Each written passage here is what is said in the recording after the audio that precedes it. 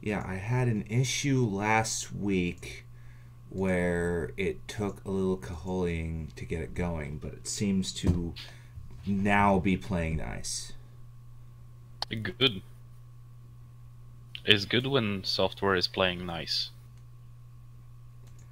Yeah, in a perfect world, software works. Yeah. Yeah, That that that is is indeed that is the true. manifesto is software works.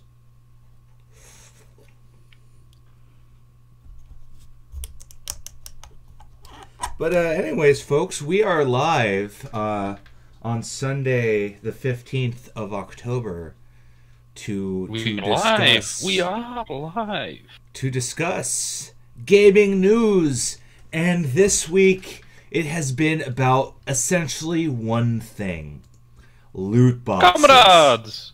Yeah. Hello! Loot boxes, yes. Yes, it's been about loot boxes. And it all started because the ASRB was finally prompted to come out and say loot boxes are not a form of gambling. Bullshit. And oh, I agree, it's bullshit. And so what the ASRB said is we don't think it's a form of gambling because you actually get something out of it. You get basic items essentially is their argument. Now, the reason why they're declaring they have two actual reasons. Reason one is because if loot boxes are a form of gambling, then booster packs are a form of gambling Yes. because they work on the same principle. And booster Yes. packs were given a pass for that same reason. Mm-hmm. But it's a better argument because you actually get a physical good. Mm-hmm. This is why I thought that card games with codes on the cards, I thought those were Mm-hmm. kind of the future Mm-hmm. because you still get the physical item out of the Skinner box. Yep. But they actually didn't take off. Magic is still supreme, and Mm-hmm. the fact of the matter is that it's also not considered a form of gambling because they are not a regulatory body. The ASRB, the PEGI, the other one, Mm-hmm. they're not that kind of body. They only enforce the regulations that It's basically exist. government once said that basically government came up to gaming industry and said either you're going to manage yourself or we're going to manage you. Right. Your choice, right? And they made ASRB and Right. They form these commissions that arbitrarily rate games based on their personal feelings and then slap a label on it. and do other regulation. Right. And for instance, they have this famous line where, "Oh no, we don't actually play the games we regulate. Because games can theoretically have infinite playtime." I'm like, "Oh, that is bullshit. Every game that you've come down on has had a less than 10-hour campaign. So Yep. this notion that you can't just forward through a playthrough is ridiculous Hmm. because countless people have already done it for you." There's some kind of clicking going on your end. You might want to watch out for that. Yeah, I think my thingy is breaking. Your thingy is breaking. That's a Yeah, problem. my That's, mic. oh, that's not good. Yeah. Okay.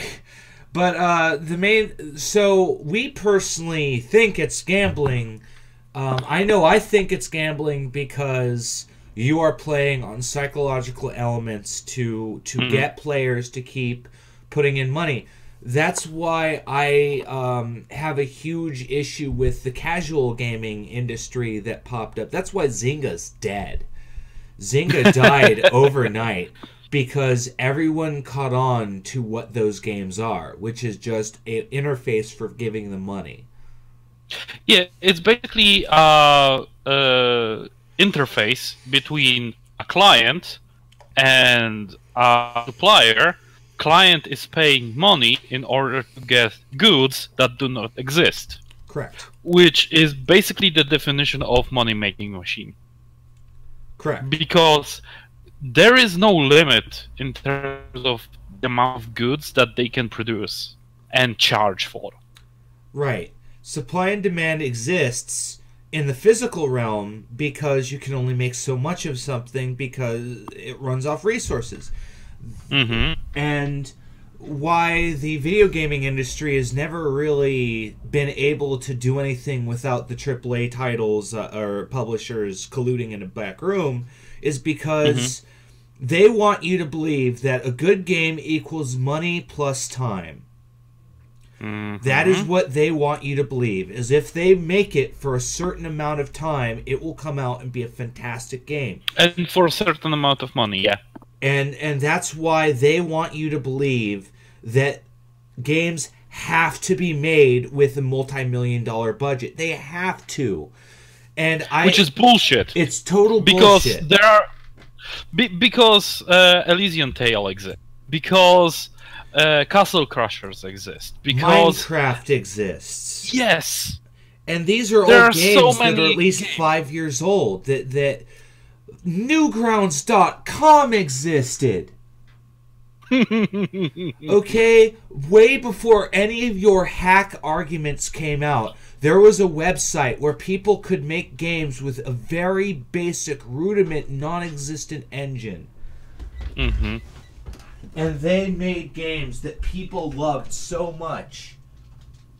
So yeah, you let people express themselves creatively, and they make good content, surprisingly enough. So this AAA myth don't jive with me. Yeah. And but they need to perpetuate that myth in order to convince people to give them more money. Correct.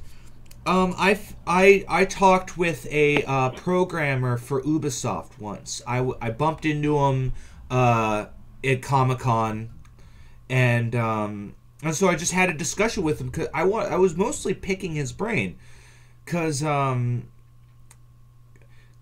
think the discussion started because I was going, oh well, I use my computer for this. And he was his face invisible with only teeth floating and eyeballs floating around? No, he was a little Asian guy. Little Asian guy, Fu Manchu, like thick glasses. I was making fun of all the glitches in I know. Assassin's Creed. No, in my mind, he's one of the good ones because he discussed with me that he designed a realistic glass breaking system for the Hitman series. Mm-hmm. And to the point where it just looked beautiful. It was cut because of, quote, bandwidth. Mm-hmm. And I barely know anything about coding, and I can tell you that's utter bullshit. Mm-hmm.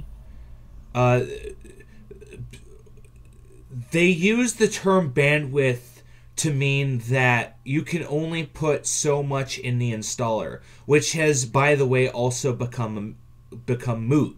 That's a holdover from the days where you only could design a game that's X megabytes big.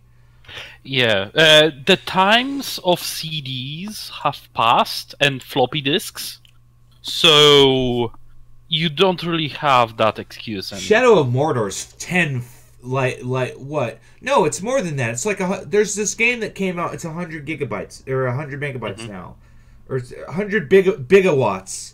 But data storage. Raw. Mm-hmm. Yep. And they still are selling us microtransaction based progression. And they want DLCs, and they cut content from the game so that they can sell it to us later. Absolutely, because let's compare Shadow of War to Godfather 2. Both games allow you to get special goons that work better than normal goons. How Mafia 2 handled it is they were hidden in specific parts of the game world and you had to go recruit them. In this game, you buy loot crates. And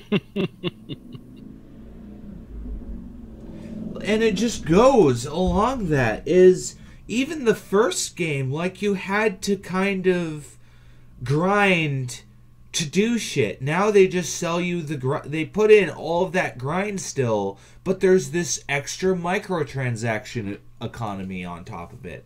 Yeah, they basically are saying that you can play the game, or you can pay to skip all that grinding, right? Because it's not worth for your time.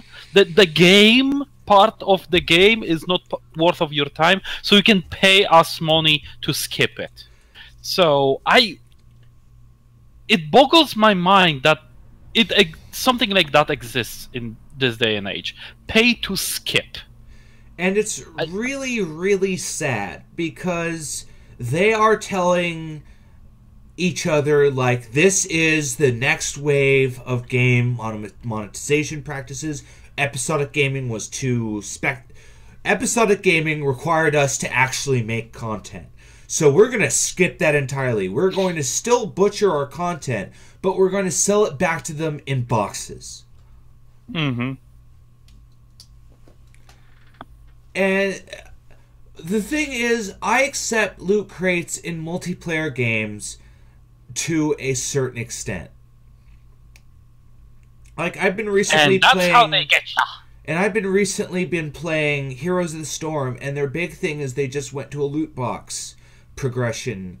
And I got a few heroes, but I mostly got a bunch of bogus shit that I don't use.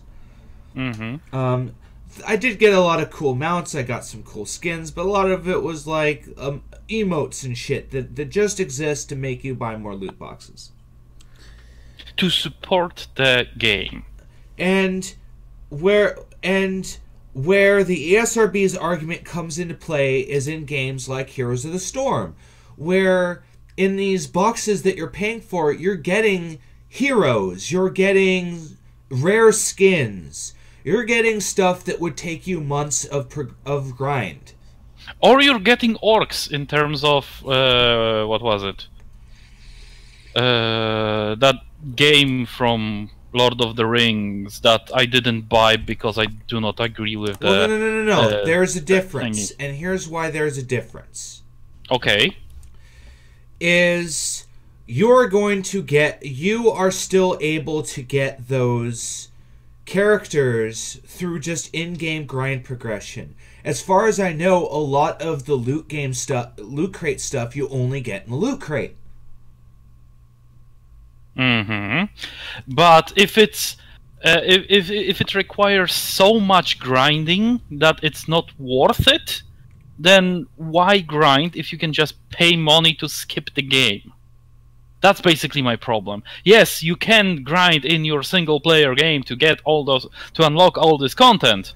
Well, but they're basically telling you that this is not worth your time. I'm agreeing with you. That's why I'm drawing a difference between multiplayer and single-player loot crate progression. You dunce. You're arguing.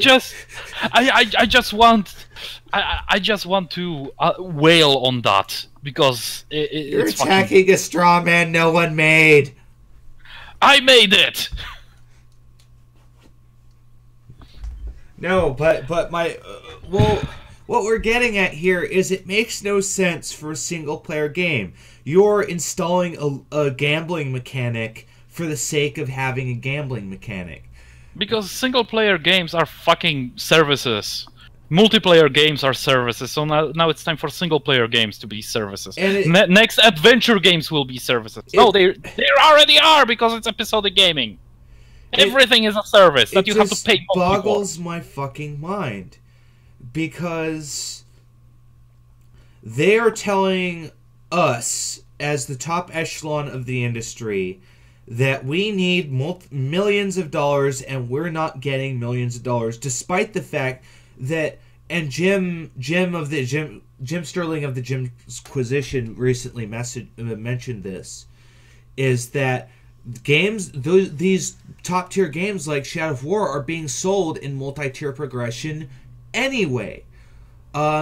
Silver, gold plus, silver plus, and Platinum, whatever. Yeah. And they're doing that now too. So they're just making this argument.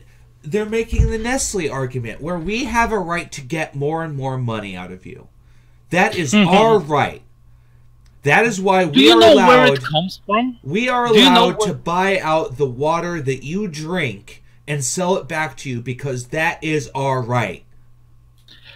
Do you know where it comes from? What?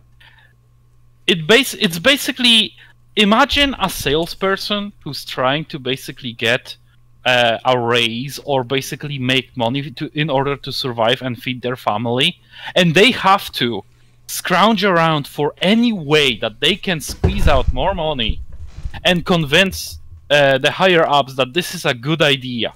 This is basically what it smells like to me. They're basically scrounging around for any way that they can make more money out of a project. Yeah. And turning games into services is that way. And that basically makes me cringe. It basically causes me physical pain. Because this is the corporate machine destroying not only people's life who work for it, but also those people. It provides subpar product for those people who buy the product. Yeah, it's horrible. Well, and not only that, but it's also preying on people that, like me, that obsessive compulsively want all the content. However, when you wave a trading card game XP in my face, I go, I have to be rich in order to afford all this content, because you have arbitrarily raised the price to get everything. They want all their consumers to be whales. Yes, they want every single person to give them $100, and monthly. I do not accept this. Yeah, there are people out there who are spending thousands of dollars monthly in order to get a leg up in the game. I used to have an Xbox 360, and I had it and played it. I even bought the monthly multiplayer thing because I didn't have a really good computer at the time. That's the only reason. And then once I got my really good computer, I went to that and never looked back. Because not only could I buy games cheaper, but I could get free games. I could get games that I could play without paying every month. I could get all this shit, all of this extra free value. Because I am not one of your sheeple. And then there's this aspect to PC gaming, which a lot of console gamers scoff at, which is basically the indie gaming, because anyone who can make a game can make a game and basically sell it and make money off of it. Right. And there are hundreds of people who are making small games on different kinds of services, releasing them, getting money for them. It's just $2 at most for some of them, and some of those games are amazing. Stardew Valley was one of those games. Absolutely. Minecraft was one of those games. They became a mainstream appeal. Yes. And this is the amazement of PC, because people forget that PC is not a product, right? There is no such a thing. You can't go to a store and get a PC. You can get a PC, but not the PC, right? There is no such a thing. A PC is basically a standard to which you can make whatever the fuck you want for however amount of money you want, and you can make it good at any price point. And it can give you the amount of flexibility to make a game and make money off of it. Yeah. The amount of games that are available on PC is immeasurable compared to consoles. And yet there are people out there who are going to slave away at a console and say, oh, console gaming is the best, right? 30 FPS, graphics, subpar graphics, right? But it's the best, right? I have the most amount of games, even though it's just a fraction of what PC has. Yes. Fucking corporate slaves. I used to mock PS4 owners relentlessly because they had a very small catalog of games for the longest time. And then they also have to pay a fucking premium for multiplayer. And now they have to pay. I just gave someone that had a PS4 that shit for that recently too. Like,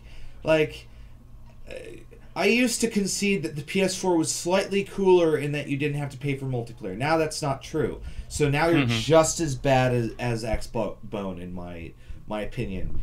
And they're very limited consoles. You're basically paying them for the privilege of spying on you, too. You're paying them for the privilege of doing what you can do for free on any other platform. It's ridiculous. No, not any other platform, the platform. PC.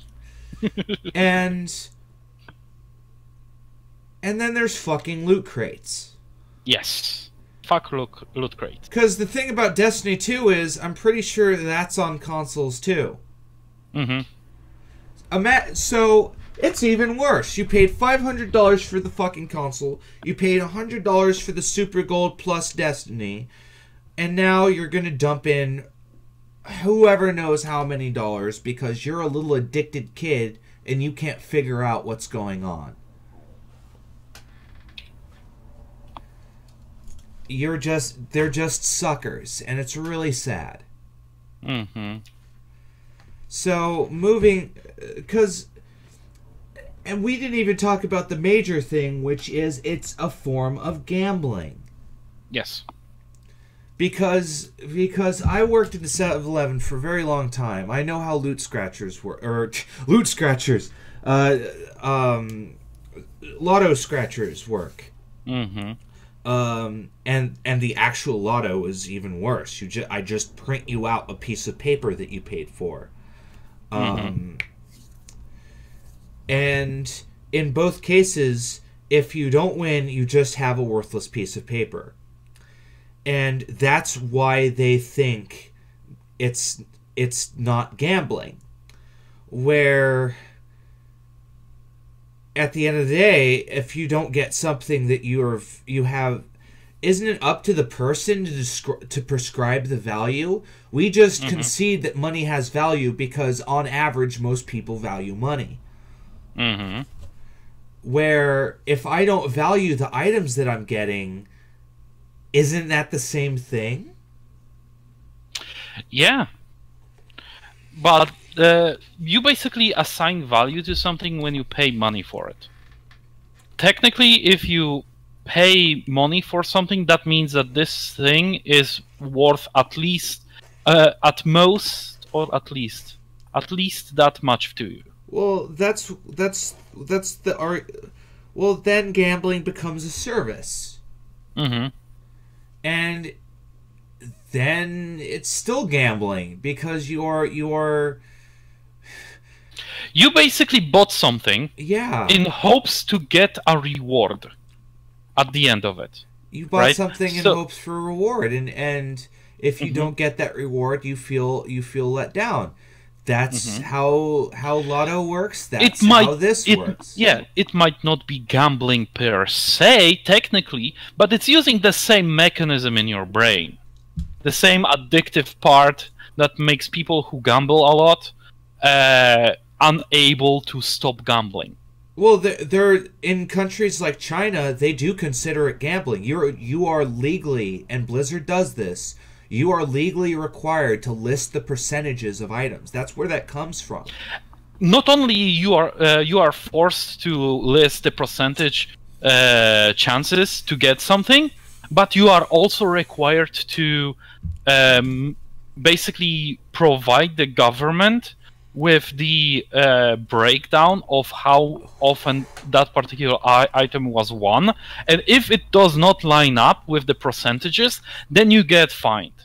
Correct. You have to give statistically perfect percentages. Statistically accurate, yes. Statistically accurate, and and I wish we had that system, because only how often do you have to say you look at China and you say, I wish we had that here? I know, right? Communism didn't go do it that time. Industrial sector, for some reason, we didn't want that. Good internet, nope. North Korea definitely didn't want that. Loot crate laws, give me.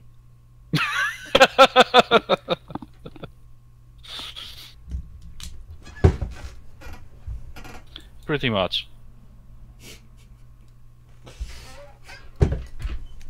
Look what you made me do. You made me envy China. Hey, they already own like 75% of your country. Yeah, they own most of my country, so I'm sorry, Chinese overlords. I don't just mean that they own your credit, but they also own most of the products that you use, because everything is made in China. Well, the thing is, Chinese real estate people have been like aggressively buying all of the real estate in my town. Oh. Yeah, it's a thing. A lot of people I know that lived in this town forever have been forced to move out because rent control is not happening. It's fucked up. Yes, maybe you will get the free healthcare from China. Is that good because it's there and it's cheap, or is it bad because quality is made out of Chinesium? So on Oculus Go, which was just announced, it seems to be a small portable Oculus system that's portable. That's cheaper and portable. Huh. And my theory is that it's an extra Oculus controller. But maybe it is standalone. I don't know. But when it comes to... You have to realize that Oculus, right, is basically the headset and the controllers, right? So if they say that it's mobile, then that means you have to have some place where there are batteries and the processing power and heat sinks and more batteries to support that processing power. So I don't think that Oculus Go is a good idea, because it's definitely not going to be better than Google Glasses. Well, we come to this issue that we don't have a way to really do a mobile computerized headset yet. Mm-hmm. That's why Google Glass looks like a giant gaudy scouter that you wear. Yep. That's why the Oculus VR equipment in general is a giant thing on your head. It's big. It's big, it's bulky, but the most of the guts that run it are in your computer. Correct. And I understand the reason why they're making they want to detach themselves from the computer, because they are a peripheral, right? Yes. I was talking about this much earlier. Well, Oculus infamously got a lot of shit because it had its own marketplace for games. Yeah, that's bullshit. I do not want to have a monitor that only works with certain kinds of games. because they have exclusive market for that. That's bullshit. That's just another way to lock you in and then extract money from. That's why I like when I get VR, it's gonna be a Vive, because I want to be able to do anything on it. Listen, I would love to have VR, but fuck this. I'm going to wait until patents run out. Because then, at least there's going to be some sort of some sort of unified... just wait. There's going to be some crackpot that makes open source VR. You'll see. I sure hope so. It happened with processors. It happened with motherboards. It happened with because drones. It's open source. Just because it's open source does not mean that it's going to take over. Because, for example, Linux is open source. Are you using Linux? Do you know anyone who's using Linux? How many people are using Linux? Very few. So even though it's open source, even though it's awesome, there's not that many people who use it. Sadly enough. Well, that's better than those people being automatons with the enemy. Like, I don't see... True. That's like the, third parties are evil argument. Like, what the fuck are you talking about? The main thing here is that evil. They lowered their price for their unit by $100. It's now $400 for Oculus. Which is, by the way, $200 cheaper than the Vive. And the Go is going to be even cheaper. I don't think that 400 that the hardware itself costs $400. I personally think that it costs it costs like $50 at most. At most. Yes, because all those Chinese children are not going to go to bed with full stomachs after making shit ton of those.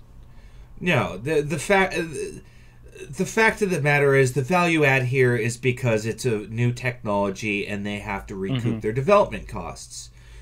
That's why I can see why Oculus knocked off $100. Vive probably going to do it once Go comes out. Yeah. I'm holding my butts for Valve to drop to 400 eventually. I want Sony to make basically virtual reality type of headset. I want Panasonic to do it. I don't know. Is Panasonic still around? I want Philips to do one as well. I want Hyundai and fucking Toshiba also do couple. Right. I want this to become a fucking market, a fucking standard, so that no matter what kind of game you buy, it's going to work on all of them. Absolutely. But moving on to our next topic. Civilization 6 is getting a massive overhaul update this cold time. Oh god, it's already time for Civ 6? Oh god, I'm so old. Or is this Civ 5? Yeah, but... What's the fuck... oh god, no, I'm so old. How... Okay, let us count the hieroglyphics. Where's... Yeah, we're on 6, dude. Yesterday, I think I've been playing Civ 3. I feel so fucking old. I had to make sure that I own Civ 6 to verify that we're talking about the same game. Yeah. I'm not up to speed on Civilizations. It's okay. It's the same game with dramatically higher computer requirements. Oh, I see.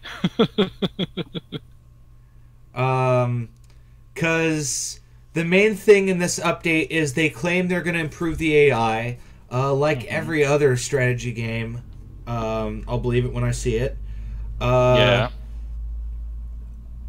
supposedly computer opponents going to be less useless at sea, which is funny because I could have swore they were useless at land and air too.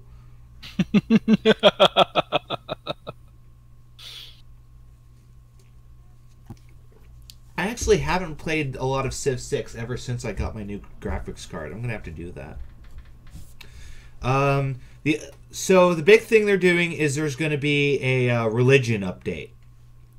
Ooh, nice. There's going to be 2 new pantheons. There's going to be new founder, follower, enhancer, and worship beliefs. So there's going to be new religion rules, and that's going to be fun. There's kind of a very easy choice right now in what beliefs to pick. So that's welcome. Yay! And so there's going to be new buildings and new combat units related to these religions, including warrior monks and gurus. So warrior monks are combat religious units, and gurus are healing religious units. And what this basically means is now religious war is more of a thing. Oh, interesting. Because you can wage religious war without waging formal war. So basically, something along the lines of crusades. Without all the murder, yeah. Oh, that's you're a shame.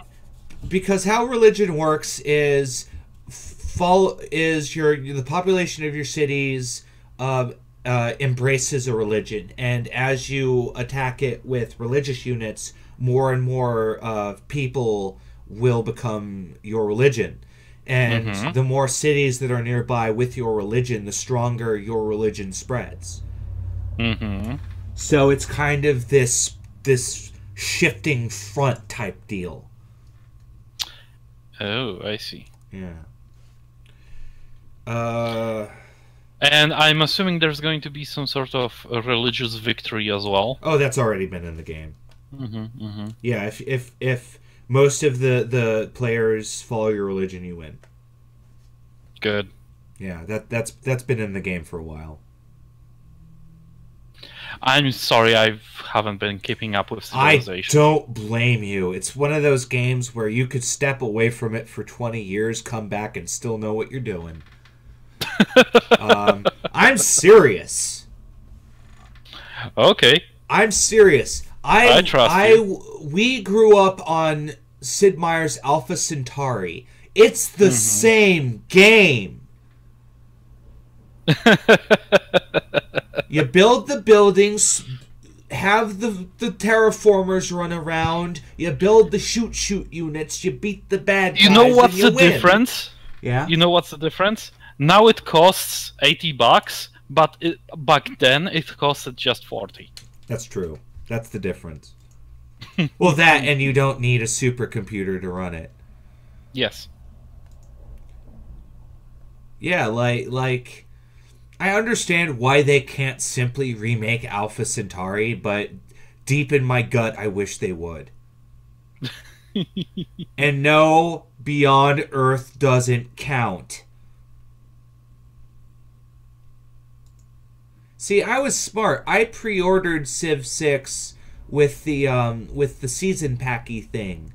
Oh, with season passes. Oh, season passes are bad too.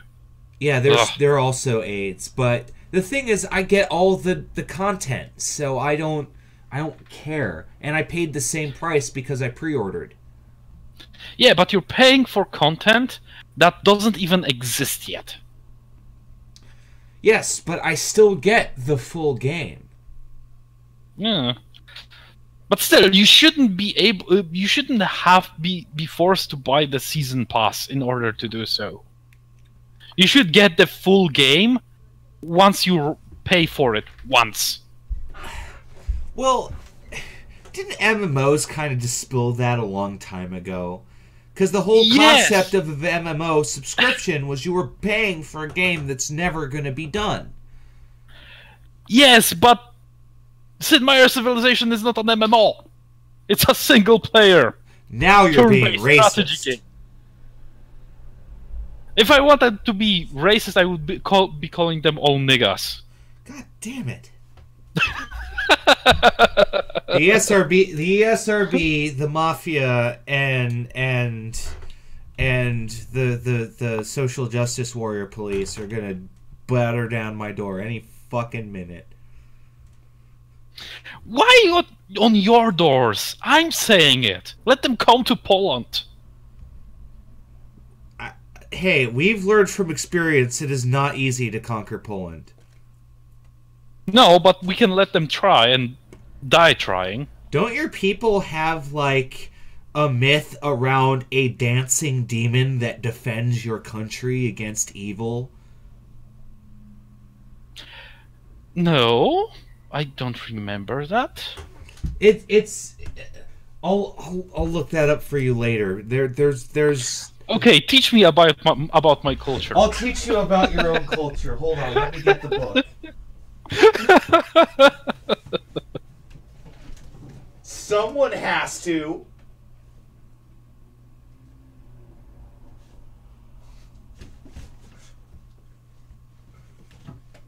Wait. Is this the... Yeah, this is the one.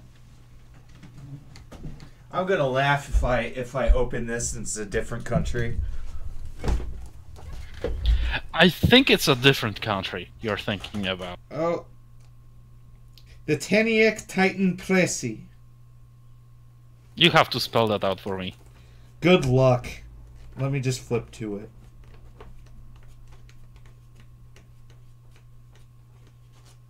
By the way, this forever. Hold on, let me change the slide because we are definitely no longer talking about civilization.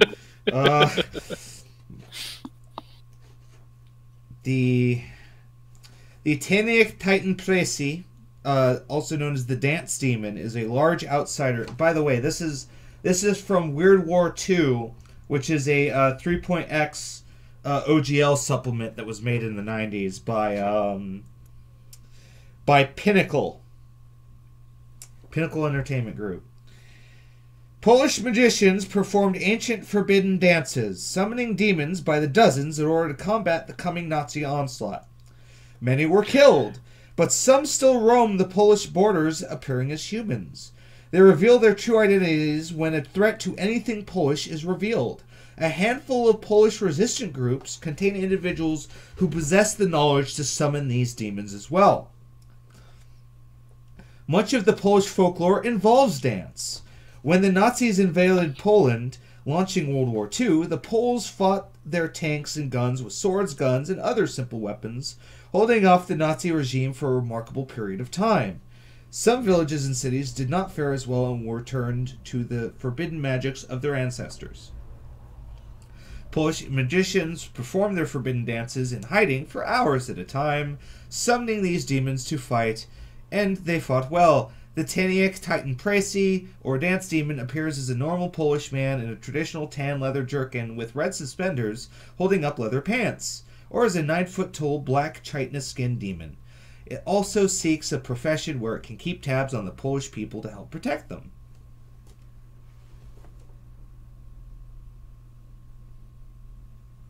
I think you're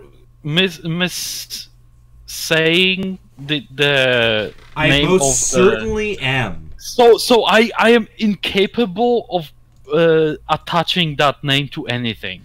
I am Googling this shit. Just type into the Discord the Polish name.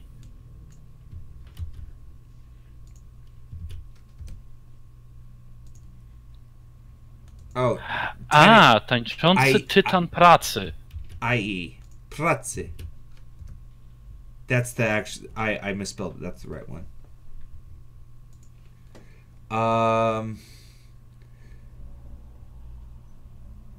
Everything is now in Polish, and I have no idea. Help me. Help me.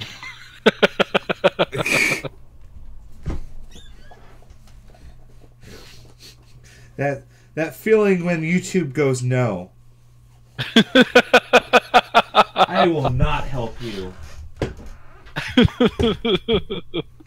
Okay, let's try this. Polish dancing demon.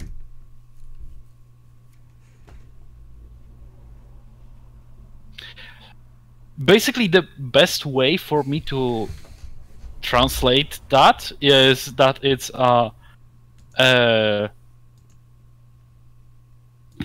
dancing work titan. That's a far better name. They should have just called it that. Dancing Work Titan. That sounds like a Metalocalypse song. Dancing Work Titan. Dancing Work Titan. Now that you said that, I imagine there's a Titan in the Empire in Warhammer 40k that does the fighting by using dancing moves.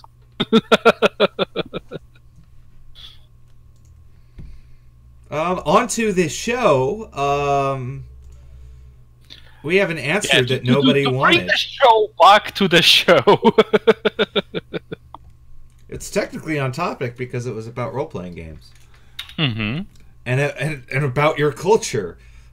And we can now thank the American for explaining your own... Yeah, it's probably some stupid myth that they like found it, because everything in that game is based off of like actual folklore.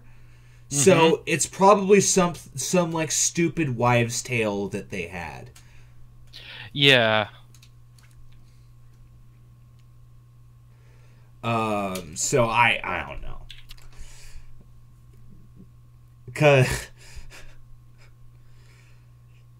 Cause yeah, Weird War II had a lot of like Kilroy's in there. And if you say Kilroy to someone who knows about World War II, they would probably know what Kilroy means. Mm-hmm.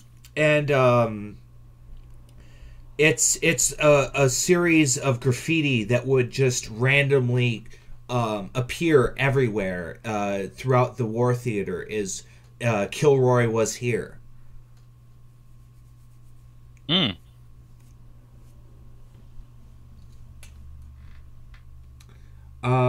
So the question today from Respect Wolverine is, why do many D&D players and DMs hate XPs? Now, what is an XP?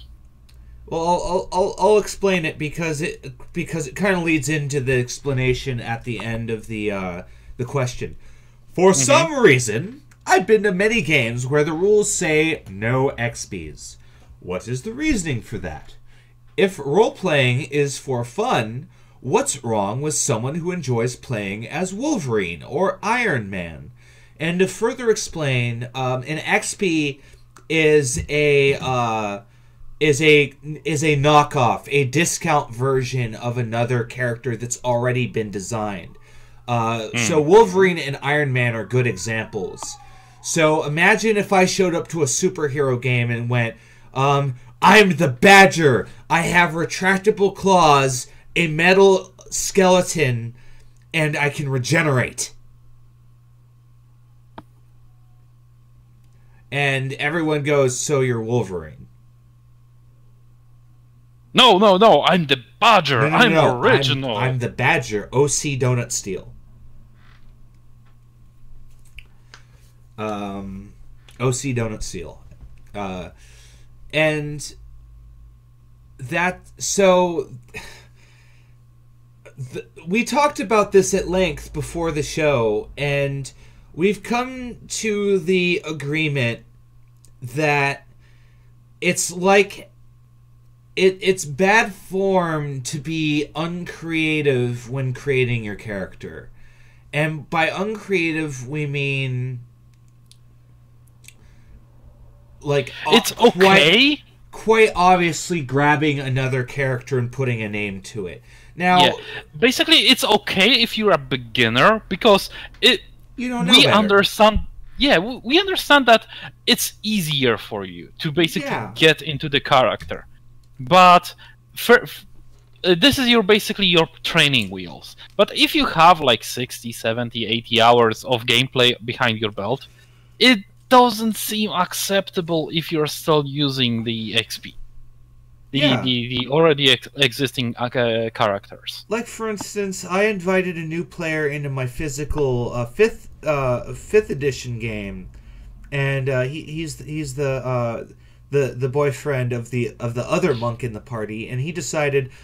He probably decided, oh well, my girlfriend's a monk. He's gonna have to explain how to play a monk anyway. I'll be a monk too. And I went, okay, I usually don't let people double up on a class, but because you're new, I'll give you that. I'll give you that. Training wheels again. Training wheels, because the thing about role playing games is there are difficulty sliders. There really are. You as a games master, you can decide how difficult someone's game can be, and it can be per player if you want. Mm-hmm. For instance, if I have the guy who has played every edition of Dungeons and Dragons and just likes 5th, I am going to treat him on a rules level slightly different than I'm going to treat the new guy. And that's because that guy knows what he's doing. I don't have to explain to him how his flurry of blows works. I don't have to explain to him any of this because he's self-sufficient. Mm-hmm. There is basically, whenever you pick as a player character class, character race, basically whenever you make your character, you make the game easier or harder for you and for the party. For example, I currently play as a doctor on our Traveler campaign. And the first fight, he did jack shit. Yes, exactly. As a doctor, it's a very difficult game for me. However, it makes the game much easier for the rest of the party. Because since I am a doctor, the injuries that my party sustains during the campaign, when they're fighting and so on and so forth, they almost immediately go away. Yes, because I can perform operations, I can perform medical examinations, I can cure all those status effects that otherwise they would need to seek out some seedy guy in a low-tech planet, healing them with basically leeches and herbs. Right. Because otherwise they die or permanently lose strength and dexterity. To quickly finish my monk anecdote, and then you can keep explaining. I told him, so what's your character's name? And he, and at some point he decided he's going to be a stereotypical Mexican guy. And so he chose his monk weapon to be a trident, and his weapon's a pitchfork. So he's Caesar the Mexican monk. And I went, you know what? That's original. Fuck it. Mm-hmm. At least he's not Bruce Lee. At least he's not like Jackie Chan. At least he's not what everyone looks at to be a monk. Mm-hmm. There's also the stereotypical monk from Chinese movies, like who has like those long, stretched out ears to look like a Buddha, and has the like giant, a staff. like the giant beard. Yeah, and bald, of course, with dots on his head. Oh yeah. Yeah, it's because the thing about role-playing game systems is you don't have to pick something that you know works. Mm-hmm. You're usually able to make anything work to a certain degree, unless it's a poorly designed system where one technique works. But we tend not to play those anymore. Yes, we have options now.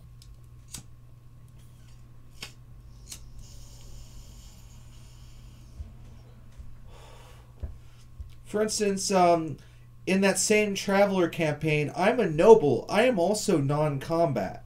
I have no combat skills. I have none of that. However, I can actually still do shit in combat. I have leadership, so I'm able to give people dice bonuses. I'm a bard, basically. And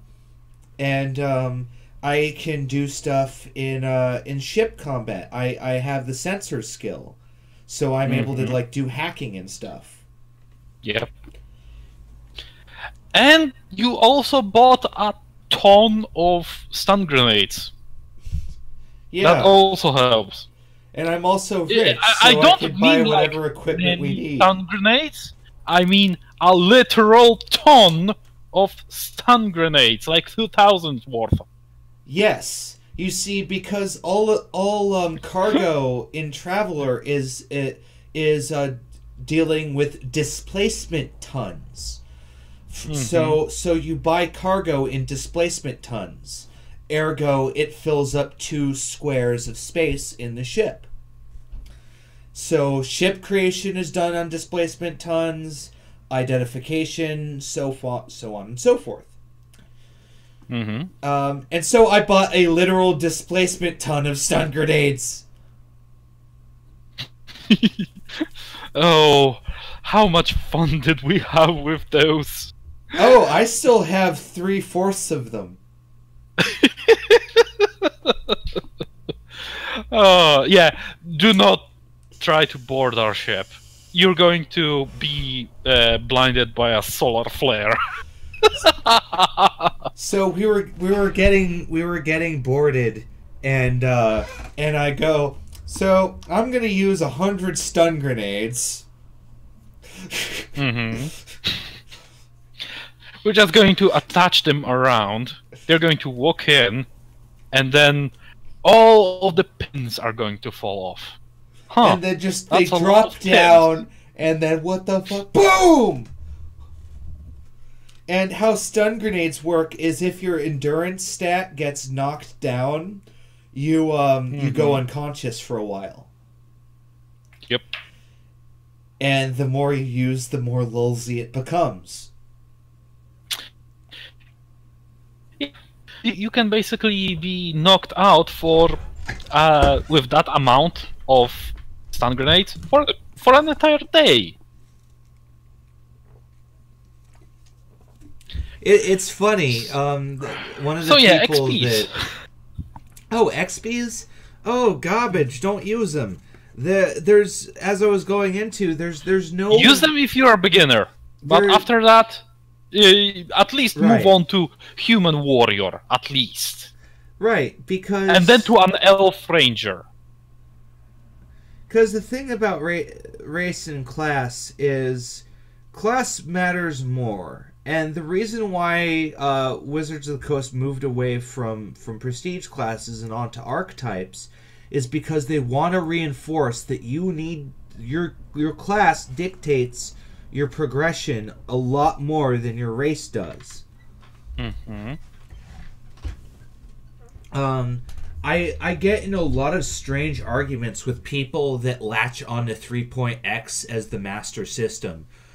They think Pathfinder is its own unique thing. It's not, but don't tell them that because it triggers them. No, tell them that. Make them as triggered as possible. It's fun. It's hilarious. There's this one person on a chat I'm in, and they freak at the very mention of Pathfinder not being the master race. It's hilarious. Because it's literally just a rewrite of 3.x. That's all it is. People pretend it's better, but that's only because it has all of these anime weeaboo classes like the Gunslinger, the Mage Sword, the Mammoth Rider, and it's just 3.x, but in OGL Fantasyland.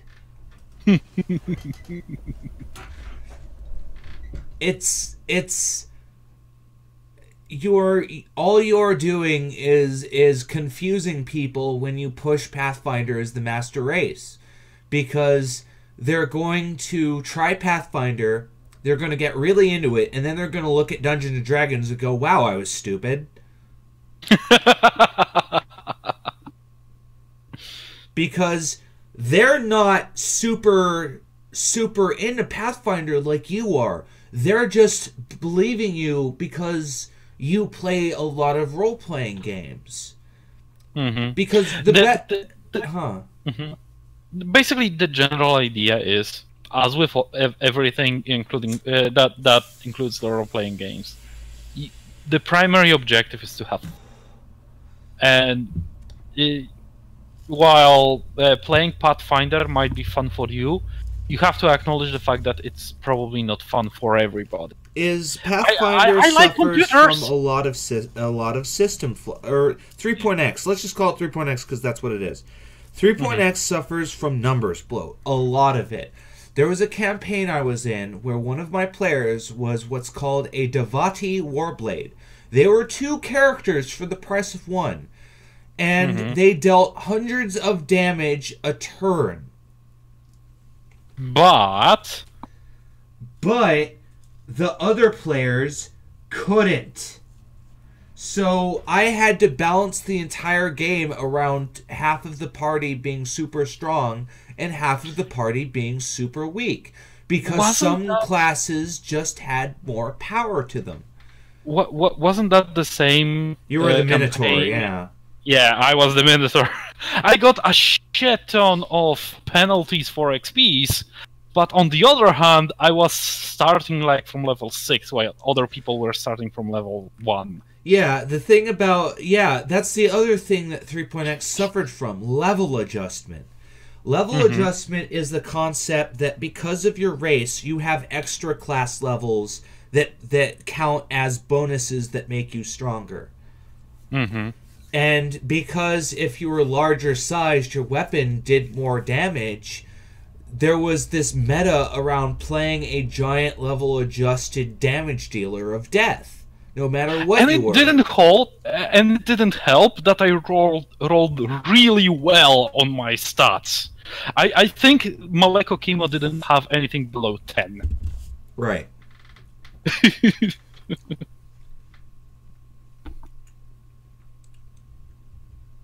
So yeah, that was fun. So we just have to look at 3.x as what it is. It is an older framework of the system that had serious mechanical issues.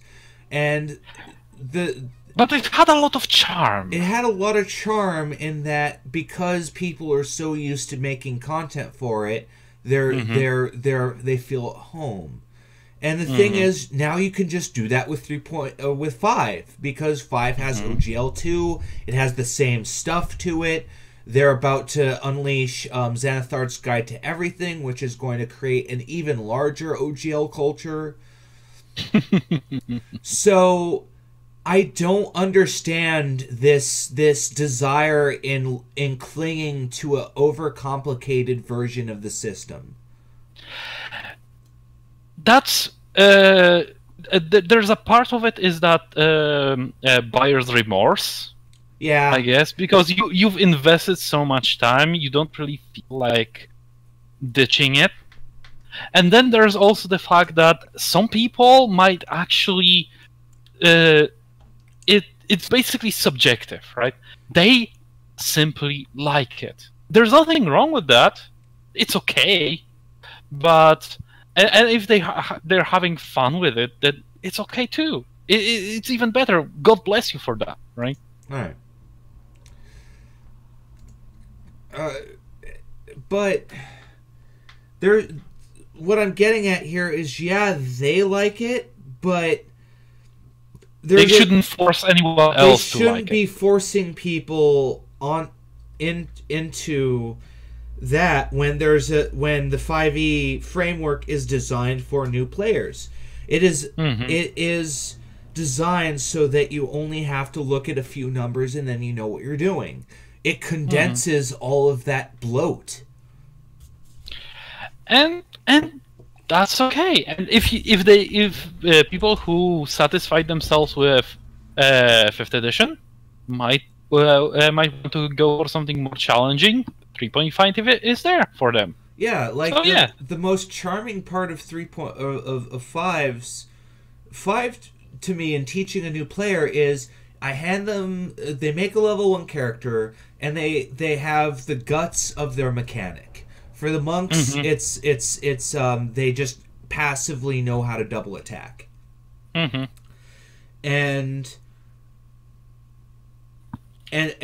so I got them used to saying flurry of blows when that's not actually what it is. And the reason I did that is because so when they do get flurry of blows, they not only know it exists, but they get how it works.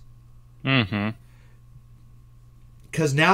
they just hit level 2, now they get flurry of blows. And so next session, I'm going to spend a lot of time letting them know how their key works and when they get their key back. That's so, because that's what those grognards don't understand. 5e was designed to teach new players the game because that's what keeps their game alive. And they complain. They go, oh, it's simple. And the fact that I don't have to do 6 calculations somehow makes the game less enjoyable. What? You like having to be having new players be confused at the table? You like being the only person that knows what's going on? Some people like that because they can have this sense of superiority. They can feel superiority over people. And that's not what the game is about. You're supposed to have fun. You as in the whole party, not you as in the one guy that loves the system. Like, I try to get people into Traveler because it's just as simple as 5e on a mechanical sense. Stat plus skill plus modifiers. So yeah, so I guess that concludes our talk about XPs. We were talking about XPs, then we were talking about something else, then we returned to XPs just so that we can move somewhere else as well. And then it turned to a complaining about 3.x people. Yeah. We complain. Welcome to the show. We love bitching at people. That's our show. We love you.